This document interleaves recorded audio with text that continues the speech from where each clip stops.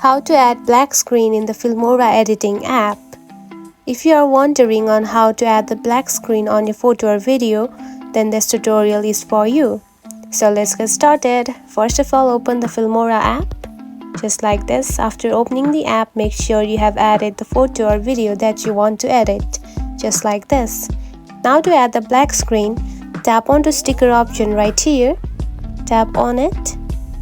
Then simply tap on to the search bar and type black screen just like this. And search for it. And now here you can see the black screen of the multiple choices. Now tap onto one just like this to add. And now you can see the black screen has been added. Now tap onto the check mark and you can simply edit it just like this. And now you can see the black screen has been added.